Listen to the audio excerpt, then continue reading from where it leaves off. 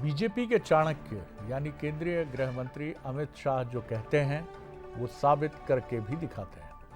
आपको याद होगा 2023 छत्तीसगढ़ चुनाव से पहले अमित शाह ने सीएम विष्णुदेव साय को लेकर कहा था, आप इन्हें चुनाव जिताइए, मैं इन्हें बड़ा आदमी बनाऊंगा।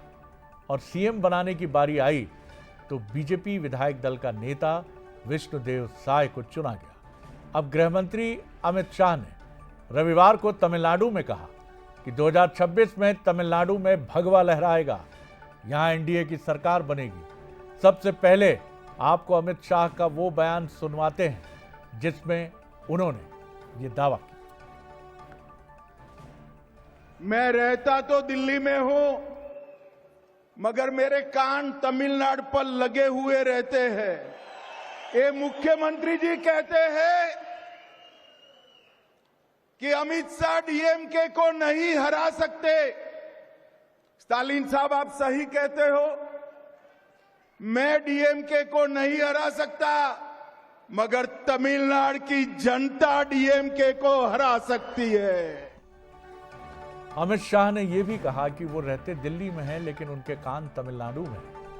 ये इशारा बहुत महत्वपूर्ण है। उनकी रणनीति क्षेत्रीय गठबंधन और तमिलनाडु के सामाजिक राजनीतिक परिदृश्य में सिनेरियो में बदलाव की तरफ इशारा करती है।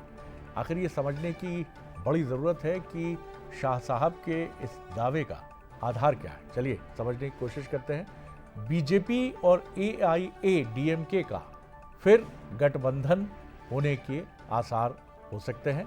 2023 में इस गठबंधन में टूट हुई थी। एआईएडीएमके का ग्रामीण क्षेत्रों में मजबूत जनाधार है जो बीजेपी के लिए संजीवनी बन सकता है। मध्यम वर्ग वोट बैंक पर बीजेपी का होल्ड है। डीएमके सरकार के खिलाफ एंटी इनकम्बेंसी फैक्टर का बीजेपी फायदा उठा सकती है। बीजेपी की बढ़ती ताकत और संगठनात्मक रणनीति उसे 2026 में तमिलनाडु में अपनी जीत के दावे की तरफ ले जा सकती है। ये तो वक्त बताएगा।